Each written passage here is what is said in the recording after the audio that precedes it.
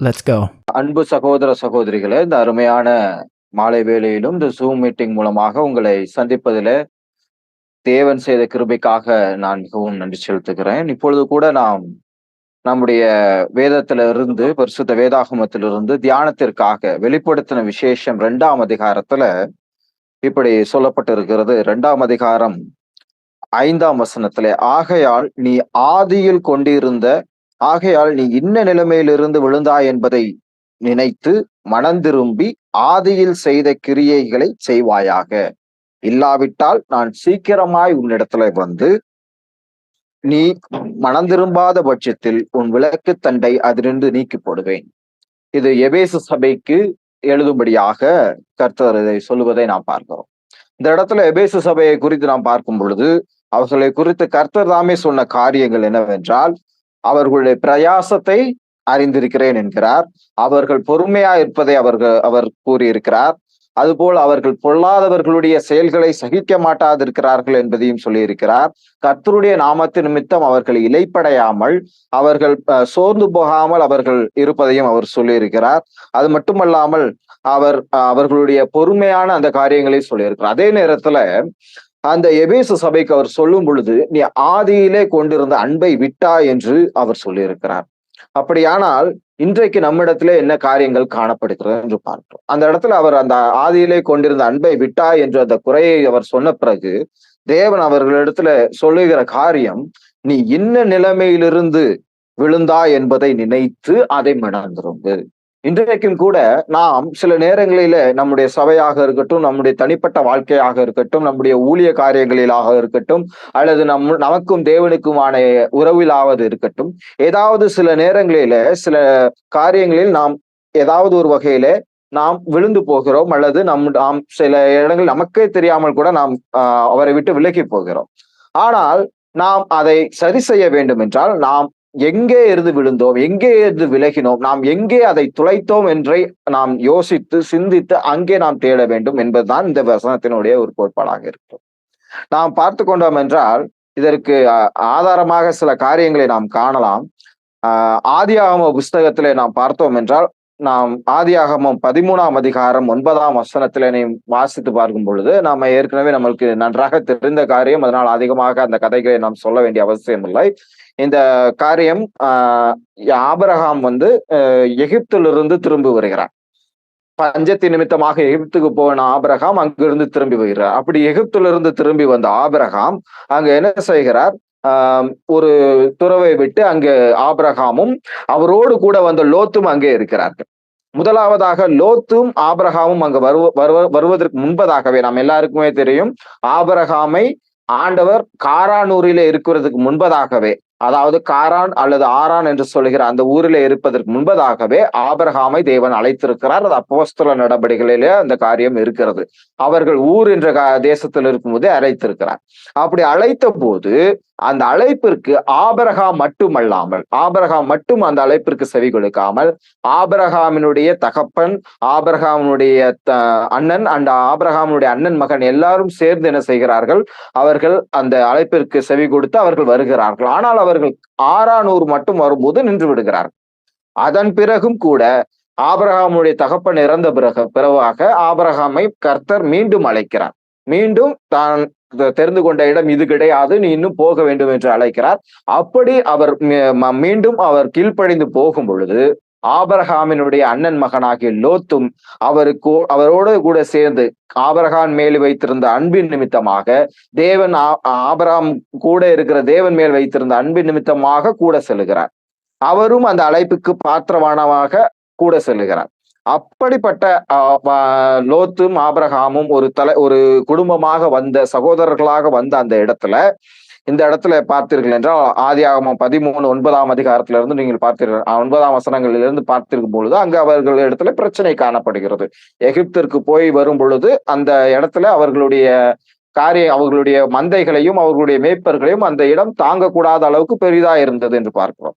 அதற்கு காரணங்கள் இருக்கிறது. ஏனென்றால் எகிப்திற்கு போவதற்கு முன்பதாக அவர்களிடத்துல அநேக மந்தை மேய்ப்பர்கள் மந்தைகள் இருந்தாலும் கூட எகிப்திலிருந்து வரும் பொழுது எகிப்திலே பார்வோன் ஒரு மனிதன் ஆசிர்வதித்து அதன் மூலமாக கிடைத்த சில மந்தையோடு கூட வந்திருக்கிறதுனால இந்த காரியம் அவர்களுக்கு மிகவும் கடினமாக இருக்கிறது. அப்பொழுது அவர்கள் நாம் சண்டை போட வேண்டாம் என்று ஆபிரகாம், நீ பிரிந்து போக வேண்டும் என்றால் என்னை விட்டு பிரிந்து போ, நீ மேற்கே போனால் நான் கிழக்கே போறேன், நீ வடக்கே போனால் நான் தெற்கே போறேன், நான் அப்படி சொல்லி இந்த தேசம் முழுவதும் உனக்கு இருக்கு, நீ உனக்கு ஒரு நல்ல இடத்தை பார்த்து போ அப்படின்னு சொல்லி சொல்றேன். நாம் நன்றாக புரிந்து கொள்ள வேண்டிய காரியம், ஆபிரகாமை அழைத்த தேவனையும் நம்பிதான் லோத்து இந்த இடத்துல வந்திருக்கிறார். ஆனால் இப்பொழுது தனக்கு ஒரு பிரச்சனை என்று ஒரு காரியம் வரும் பொழுது லோத்து இந்த இடத்துல ஆபிரகாம் சொல்லுகிற அந்த இதை கேட்ட பிறகு அவரை எடுத்து பார்க்கும் பொழுது அது அந்த சோதம் குமாரா என்கிற பட்டணம் ஒரு மிகப்பெரிய பட்டணமாக இருக்கிறது, நல்ல செழிப்பாக இருக்கிறது. வேதத்திலே நீங்கள் வாசித்து பார்த்தா அந்த இடத்துல சொல்லப்பட்டிருக்கும், அது தேவனுடைய கர்த்தருடைய தோட்டத்தை போலவும் எகிப்து தேசத்தை போலவும் செழிப்பா இருந்தது, கர்த்தர் அழிக்கும் வரைக்கும் என்று அதை பற்றி சொல்லப்பட்டிருக்கு. அதை பார்த்த உடனே தான் அழைக்கப்பட்ட தன்னுடைய அந்த மிஷனிலிருந்து அவர் விலகி போய் அவர் அங்கே சென்று விடுகிறார். இப்படி அவர் அங்கே சென்ற பிறகு என்ன நடந்தது என்று நமக்கு தெரியும். அந்த கிட்டத்தட்ட அது ஒரு தேவனுடைய ஒரு திட்டத்திலிருந்து விலகினது போன்ற ஒரு காரியம். அப்பொழுதுதான் முதலாவதா அவருக்கு ஒரு தேவன் ஒரு மிகப்பெரிய ஒரு அறிவிப்பை கொடுக்கிறார், நீ விலகிவிட்டா என்பது போன்ற ஒரு அறிவிப்பை கொடுக்கிறார். அதுதான் 5 ராஜாக்களும் 4 ராஜாக்களுக்குமான யுத்தம் நடக்கிறது. அதுல சம்பந்தமே இல்லாமல் லோத்து கைது செய்யப்பட்டு போகிறார். அப்பொழுதும் ஆபிரகாம் முயற்சி செய்து அவரோடு கூட 300 வீரர்களை கூட்டிக் கொண்டு 300 வீரர்களை கூட்டிக் கொண்டு போய் அங்கே லோத்துவையும் மற்ற எல்லாரையும் விடுவித்து கூட்டிக் கொண்டு வருகிறார். அப்பொழுதும் லோத்து ஆபிரகாமோட சேரவில்லை. பின்னதாக அந்த சோதம் குமாராவின் அக்கிரமம் நிறைவேறுகிறது. அப்பொழுது மிகப்பெரிய ஒரு காரியம் நடக்கிறது.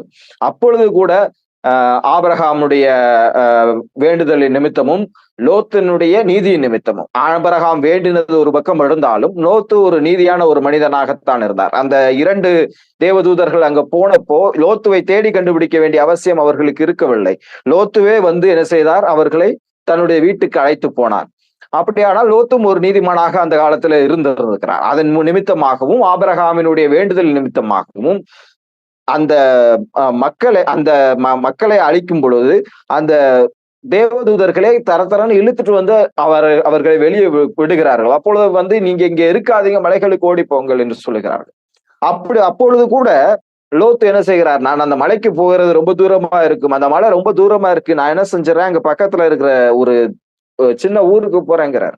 சரி பரவாயில்ல ஆண்டவர் சொல்றாரு. இவ்வளவு காரியங்கள் நடந்த போதும் கூட லோத்து தன்னுடைய சித்தப்பாவான ஆபிரகாம் இடத்துல, அழைக்கப்பட்டவரான ஆபிரகாம் இடத்துல தன்னுடைய அழைப்பின் இடத்திற்கு திரும்பி வருவதற்கு அவர் மறந்து போய் விடுகிறார். அதற்கு பதிலாக மலையிலே போய் அவர் வாசம் பண்ணுகிறார். அதன் பிறகு நடந்த காரியங்கள் உங்களுக்கு நன்றாக தெரியும். இப்படியாக அந்த லோத்து தன்னுடைய அழைப்பில தான் முன்னாடி வைத்திருந்த தேவன் மேல் வைத்திருந்த அந்த அன்பில் இருந்து அவர் என்ன செய்கிறார், பின்னிட்டு அவர் போகிறார். இப்பொழுது அவர் விழுந்த இடத்திலிருந்து எப்படி அவர் எழுந்திருந்தார் என்பதை பார்ப்பதற்கு நாம் ஆதியாகமத்திலிருந்து ரூத் 1ஆம் அதிகாரத்திற்கு வர வேண்டும். ரூத் 1ஆம் அதிகாரத்துல நீங்கள் பார்த்தீர்கள் என்றால் நகோமி அவர்களுக்கு 2 மருமகள்கள் என்று நாம் பார்க்கிறோம். அதுல ஒருவர் ரூத், இன்னொன்று ஓர்பால் என்று பார்க்கிறோம். மூத்த மருமகள் ஓர்பால், 2ஆம் மருமகள் ரூத் என்று பார்க்கிறோம். அப்போ நகோமி வந்து ஒரு பஞ்சத்தினாலே பார்த்தீர்கள் என்றால் எப்படி இஸ்ரவேலிலே பஞ்சம் ஏற்பட்ட பொழுது அவர் எங்க நகோமியும் அவருடைய கணவரும் 2 மகன்களும் எங்க செல்கிறார்கள் என்று பார்த்தீர்கள் என்றால் மோவாப் தேசத்திற்கு செல்கிறார்கள். அவர்கள் அப்படி மோவாப் தேசத்திற்கு சென்ற போது அங்கே அவர்கள் வந்து தன்னுடைய மகன்களுக்கு பெண் கொள்கிறார்கள். மருமகள்களாக ஓர்பால், ரூத் என்று இருவர் வருகிறார். அங்கே நகோமியுடைய கணவனும் மரித்து போகிறார், மகன்களும் மரித்து போகிறார்கள். அப்போ மீண்டும் தேவன் வந்து இஸ்ரவேலுடைய அந்த பஞ்சத்தை தீர்த்து விட்டார். அங்கே நன்றாக விளைச்சல் இருக்கிறது என்று தெரிந்த பிறகும் அவர்கள் வரும் பொழுது இந்த காரியத்தை நாம் பார்க்கலாம். ரூத் 1 16 வசனங்களிலே நீங்கள் பார்த்தீர்கள் என்றால் தெரியும். நகோமி சொல்கிறாள், நீங்கள் என்னோட வருவது வேஸ்ட். ஏன்னா நீங்க இன்னும் இளம் பிள்ளைகளாக இருக்கிறீர்கள். இதற்கு மேல எனக்கு என்ன செய்ய போறதில்ல, ஒரு குழந்தை பிறக்க போறதில்ல, உங்களுக்கு நான் கல்யாணம் பண்ணி கொடுக்க முடியாது. இன்னொன்னு, நீங்க நீங்க இது வரைக்கும் இருந்த கல்ச்சர் வேற, உங்களுடைய நீங்கள் பின்பற்றி வந்திருந்த கலாச்சாரம் எல்லாம் வேற. அங்க இருக்கிறது வித்தியாசமா இருக்கும். நீங்க அங்க வர முடியாது. அங்க வந்தா உங்களுக்கு எதிர்காலம் கிடையாது. ஆனா உங்களுடைய இந்த மோவாப் தேசத்துல, உங்களுடைய தேசத்துல உங்களுக்கு இன்னொரு கணவன் நீங்கள் ஏற்படுத்திக் கொள்ளலாம். நீங்க நன்றாக வாழலாம். நீங்க பிரிந்து சென்று விடுங்கள் என்று நகோமி அந்த இடத்துல சொல்லும் பொழுது, முதல்ல 2 பேருமே இல்ல முடியாது, நாங்க வர்றோம் அப்படிங்கிறாங்க. மறுபடி இன்னொரு தடவை நகோமி அதை சொல்லும் பொழுது, ஓர்பால் அழுது அவர் மாமியை கட்டிப்பிடித்து முத்தம் கொடுத்து அதன் பிறகு அவர் சென்று விடுகிறார். ஆனால் ரூத் என்ன சொல்கிறார் என்று பார்த்தால், நான் உம்மை பின்பற்றாமல் உம்மை விட்டு, ரூத் 1 வசனத்துல ரூத் சொல்லுகிறார். அதற்கு ரூத், நான் உம்மை பின்பற்றாமல் உம்மை விட்டு திரும்பி போவதை குறித்து என்னோட பேச வேண்டாம். நீர் போகும் இடத்திற்கு நானும் வருவேன், நீர் தங்கும் இடத்தில் நானும் தங்குவேன். உம்முடைய தேவன் என்னுடைய தேவன். இந்த இடத்துல பாருங்கள், நகோமி உம்முடைய தேவன் என்னுடைய தேவன் அப்படின்னு சொல்லிட்டு அடுத்து அவர் சொல்கிறார், நீ மரணமடையும் இடத்தில் நானும் மரணம் அடைந்து அங்கே அடக்கம் பண்ணப்படுவேன். மரணமே அல்லாமல் வேறென்றும் உம்மை விட்டு என்னை பிரித்தால் கர்த்தர் அதற்கு சரியாகவும் அதற்கு அதிகமாகவும் எனக்கு செய்ய கடவுள். நன்றாக நீங்கள் பார்த்தீர்கள் என்றால், இந்த ஆபிரகாம் லோத்தை விட்டு பிரிந்து போன காரியத்திற்கும் இந்த ரூத் நகோமியோட சேர்கிற காரியத்திற்கும் என்ன ஒரு பெரிய கனெக்ஷன் இருக்குதுன்னு சொல்லி பாத்தீங்க அப்படின்னு சொல்லி பாத்தீங்கன்னா, இந்த ரூத் யாரு அப்படின்னு சொல்லி பாத்தீங்கன்னா மோவாபிய ஸ்திரீ. மோவாப் யாருன்னு சொல்லி பார்த்தா நம்ம லோத்தினுடைய மகன், தவறான முறையில பிறந்த ஒரு மகன். நன்றாக கவனியுங்கள், அந்த லோத்து ஆண்டவர் மேல் கொண்டிருந்த, கர்த்தர் மேல் கொண்டிருந்த ஆதியிலே அவர் வைத்திருந்த அந்த அன்பு, அந்த நம்பிக்கை, விசுவாசத்தை விட்டதினால்தான் அவர் என்ன செய்தார், ஆபிரகாமை விட்டு பிரிந்து அந்த தெரிந்து கொள்ளப்பட்ட சந்ததியை விட்டு பிரிந்து அவர் வேறொரு இடத்துக்கு போகிறார். அங்கே அவர் ஒரு மிகப்பெரிய ஒரு குற்றத்துக்குள்ளாக ஆளாகிறார். தன்னுடைய சொந்த மகள்களே அவருக்கு மதுவை ஊற்றி கொடுத்து அதன் மூலமாக அவருக்கு 2 மகன்கள் பிறக்கிறார்கள். அது ஒரு சபிக்கப்பட்ட சந்ததியாக காணப்படுகிறது. அந்த இடத்துல என்னதான் இருந்தாலும் லோத்தின் மகள்கள் பாவம் செய்திருந்தாலும் லோத்தும் அந்த இடத்துல பாவம் செய்திருக்கிறார். ஆனால் நீங்கள் சரியாக பார்த்தீர்கள் என்றால், லோத்தினுடைய கடைசி 9வது சந்ததியில வருகிறவர் தான் இந்த ரூத். இந்த ரூத் என்ன செய்கிறாள், அந்த ரூத்துக்கும் அதே ஆபிரகாம் என்ன சொல்லும் பொழுது, நீ பிரிந்து போ என்று சொல்லும் பொழுது ரோத்து பிரிந்து போனாலும் அதே போன்ற ஒரு காரியம் இங்கே வருகிறது. ரூத் நினைத்திருந்தால் என்றால் தன்னுடைய தேசத்திற்கு திரும்பி போயிருக்க முடியும், தன்னுடைய எதிர்க்கு போயிருக்க முடியும். அதே சிச்சுவேஷன், அதே ஒரு வாய்ப்பு ரூத்துக்கு கிடைக்கிறது. ஆனால் ரூத் இந்த இடத்துல சொல்லுகிறார், அவன் தன்னுடைய மாமி மேல இருக்கிற அன்பை மட்டுமல்ல, அந்த இடத்துல உம்முடைய தேவன் என்னுடைய தேவன் என்று கத்ராய் தேவனையும் அவர் இஸ்ரவேலருடைய தேவனையும் அவள் அங்க மனப்பூர்வமா ஏற்றுக்கொண்டபடியினால அதன் பின்னால் நடந்த காரியத்தை பாருங்கள். ரூத் மீண்டும் இஸ்ரவேலுக்குள்ள வந்த பிறகு, அதன் பிறகு ரூத்தினுடைய பேரனாக இருக்கிறது நம்முடைய தாவீது. அந்த தாவீதின் வம்சத்தின்தான் கர்த்தராகிய இயேசு கிறிஸ்து வருகிறார். நன்றாக கவனியுங்கள், ஒரு காரியத்தினாலே, ஒரு அன்பு குறைந்து போனதினாலே, அல்லது ஒரு தவறினாலே, ஒரு பாவத்தினாலே, அல்லது ஒரு தவறான முடிவினாலே சென்ற அந்த ஒரு பிரிந்து போன ஒரு இனம் மீண்டும் வருவதற்கு அதே ஒரு வாய்ப்பு கிடைக்கிறது. அதை அவர்கள் பயன்படுத்தி கொண்ட ரூத் கர்த்தராகிய இயேசு கிறிஸ்துனுடைய சந்ததியில ஒருவராக வந்து விடுகிறார்.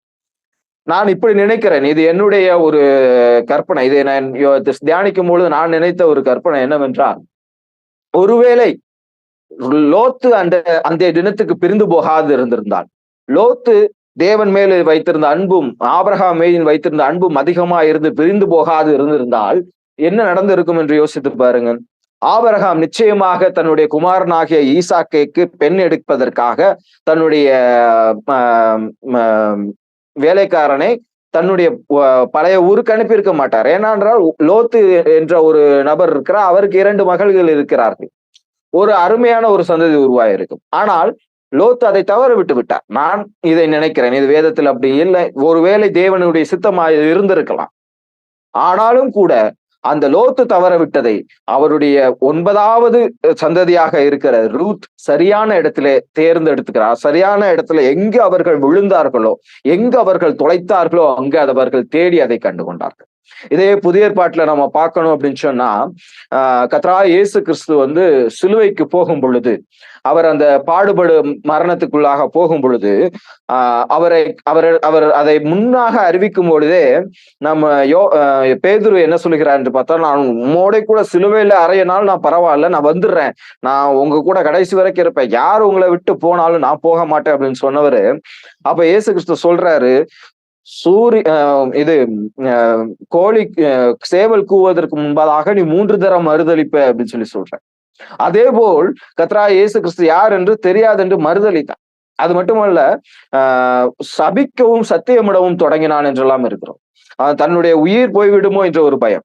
நன்றாக யோசித்து பாருங்கள், அந்த பேதுருக்கு கர்த்தராகிய இயேசு கிறிஸ்துவின் மேல அதிக அன்பு இருந்தது. நீங்க நன்றாக பார்த்தீர்கள் என்றால், இயேசு கிறிஸ்துவை கைது செய்ய வரும் பொழுது கூட தன்னுடைய உரையில் இருந்த வாளை உருவி அவரை காப்பாற்றுவதற்காக கைது செய்ய வந்தவனை வெட்டினான் என்றெல்லாம் பார்க்கிறோம். அந்த அளவுக்கு ஒரு அன்பு உள்ளவர் தான் பேதுரு. பல இடங்களிலே கர்த்தராகிய இயேசு கிறிஸ்து மேல் வைத்திருந்த அன்பை நாம் பல இடங்களில வேதத்துல பார்க்கிறோம்.